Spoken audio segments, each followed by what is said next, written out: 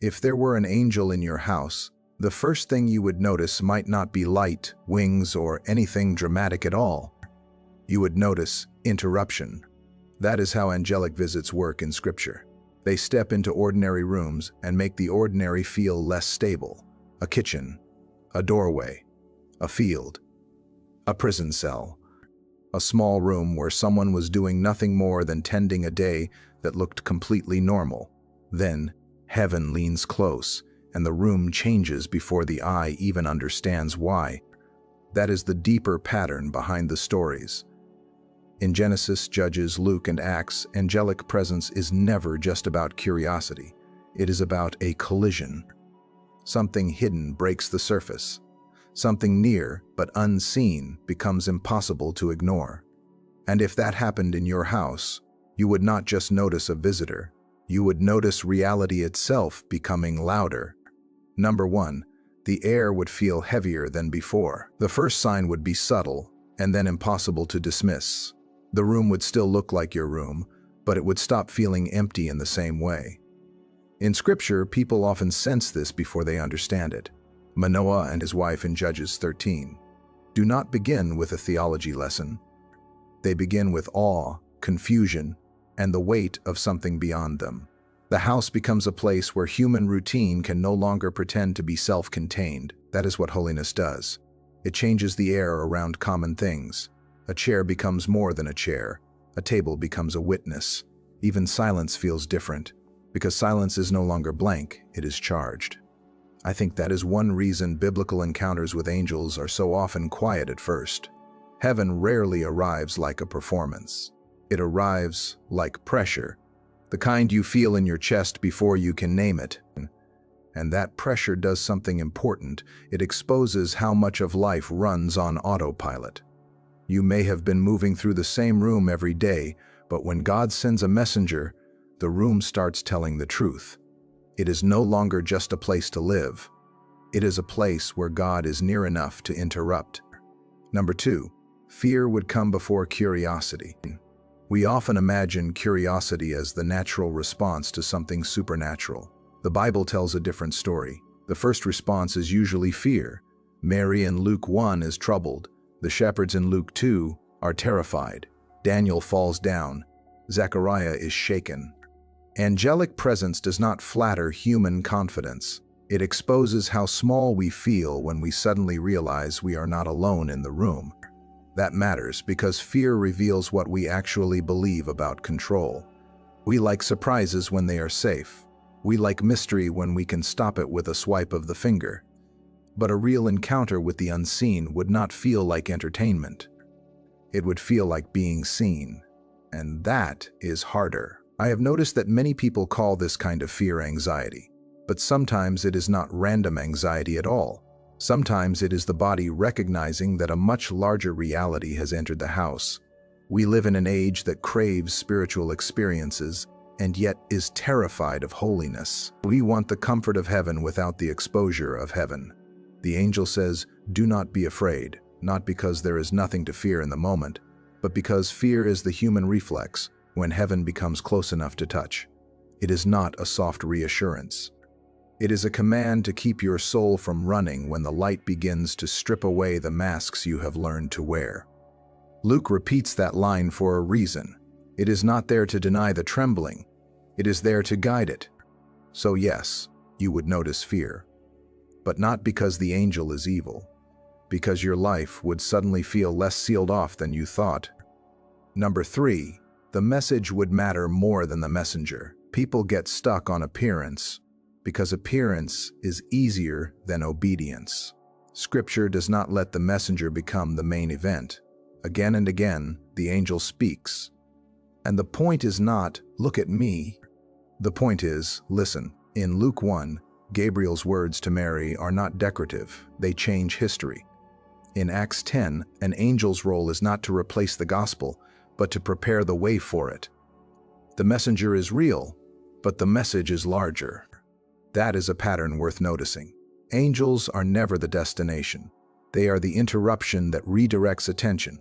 If one stood in your house, you would probably want to stare, to ask questions, to understand what it looks like, what it feels like, whether the wings are real, whether the light is real. But the deeper sign would be that your questions would begin to shrink in the presence of one urgent truth: God is speaking. This is where many people misunderstand spiritual significance. They want sensation. Scripture gives assignment. The angel is not sent to feed curiosity, he is sent to move a person. That is why so many angelic encounters in the Bible end with a task, a warning, or a promise. The messenger matters only because the message has weight. If heaven ever stepped into your home, the true shock would not be its beauty.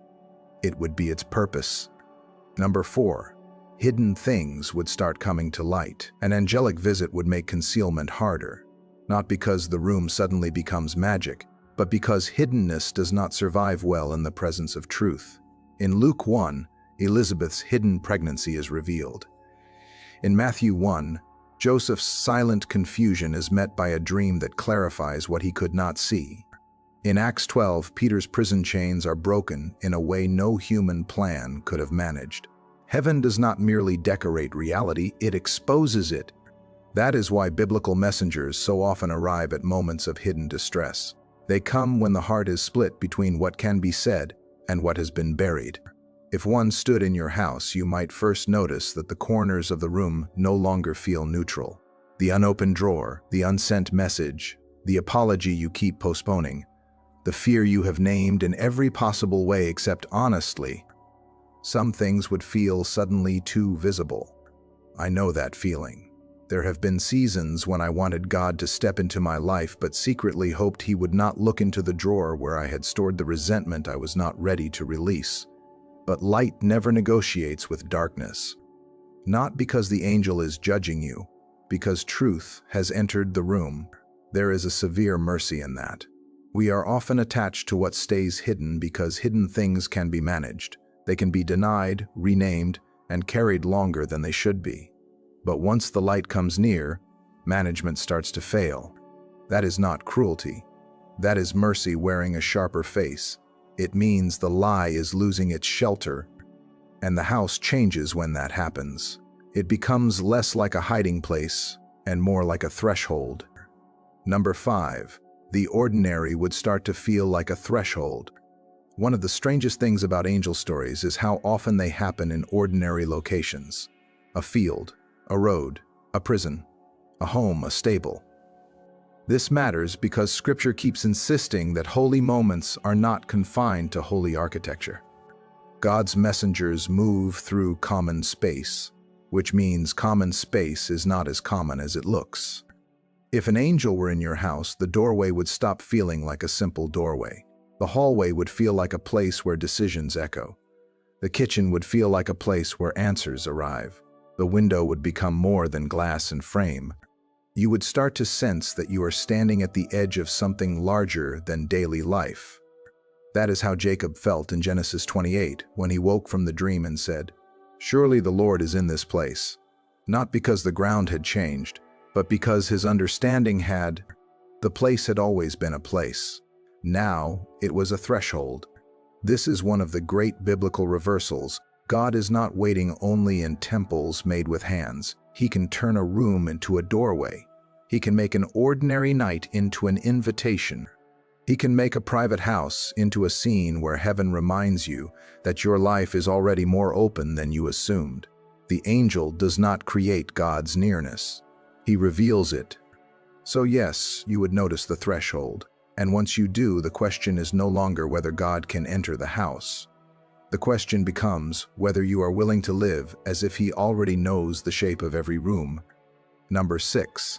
Worship would become hard to avoid. There is a moment in almost every major angelic encounter where the human being wants to fall down. Not because the angel is God, but because the nearness of God is being made visible through the messenger. In Revelation 22, John tries to worship the angel, and the angel stops him immediately. Worship God. That correction is not a footnote. It is the whole point. If an angel stood in your house, worship would not feel optional. Not because you were forced, but because your heart would finally understand scale again. A lot of our spiritual dullness comes from living in rooms that feel too familiar. We stop noticing how much grace is already holding us. But when heaven gets close, the soul remembers its size and its need. Worship is what happens when the self stops pretending to be the center. And here is the strange mercy: the angel would not want your admiration. He would want your attention turned upward. That is what all faithful messengers do. They refuse the spotlight because they know the light belongs elsewhere. In the biblical pattern, angels are never the final beauty. They are the signpost that keeps you from confusing the sign with the destination. So the sixth thing you would notice is not a glow, it is a reordering. The house would no longer feel like a place where you are merely surviving your own thoughts. It would feel like a place where reverence is trying to return. Number 7. Your priorities would start to rearrange themselves. A true encounter with a heavenly messenger does not leave life untouched. It bends it. Mary's "Let it be to me" is not a poetic line. It is a surrender that changes everything. Joseph wakes and obeys. The shepherds leave the field and go looking. The prison door opens and Peter is told to get dressed and move. Angelic visits in Scripture almost always end with movement, because revelation without response is unfinished. That is why you would notice your priorities shifting. You would not spend another hour proving yourself in a comment thread that was already poisoning your peace. You would walk into the next room, knock on the door, and apologize to your spouse before the night got any colder. You would stop treating silence as if it were wisdom when it was really avoidance. You would answer the text, make the call, put the pride down on the table where it belongs. Sincerity would start to matter more than image. A holy interruption always ends with an ordinary act of obedience. The small anxieties that used to dominate the day would begin to lose some authority. The things you kept protecting might suddenly look smaller. The thing you kept postponing might rise to the surface. You would not become immune to responsibility. You would become unable to keep lying to yourself about what matters. This is one of the clearest tests of spiritual reality. Does it merely excite you, or does it reorder you? A dream can stir emotion. A holy interruption changes direction. I think many people secretly want God to visit their lives without asking for any rearrangement. But if an angel were truly in the house, the evidence would not be that you had a spiritual experience. The evidence would be that your next decision is different. You answer the call. You forgive. You leave the room. You stop performing control. You begin to obey what was already clear. Number 8. The angel would point beyond himself. The final thing you would notice is also the most important. The angel would not keep your attention. He would move it. In Scripture, angels are always vectors, never endpoints. They come from God, speak for God, serve God's purposes, and disappear when their task is done. Even the most astonishing messenger is temporary. The message is what remains. That means an angel in your house would not exist to make your house feel magical. It would exist to make God impossible to ignore. The final sign would be a quiet, holy withdrawal. The messenger would leave, but the room would not return to what it was before. Not because the walls changed, but because you did. Once you have seen that heaven can reach your ordinary life, you cannot fully unsee it. That is the real gift of these stories. They train us to look past spectacle and recognize direction. The angel is not there so you can build a fascination around the messenger. He is there so the Son, the Father, the living God becomes clearer than before. That is why every faithful angelic encounter in Scripture has a kind of humility built into it. It says, in effect, do not stop here. Conclusion: the room that refused to stay quiet. One chair, one cup, one door left open. Those little things would start speaking in the same language. Not fear, not spectacle, presence. The house would no longer feel sealed. It would feel seen. And that is the mercy many of us resist the longest. The angel would not come to decorate your life. He would come to wake it, to expose what is hidden, to turn your attention where it belongs, to make the quiet corners impossible to ignore. So write this in the comments: I will not hide from the light.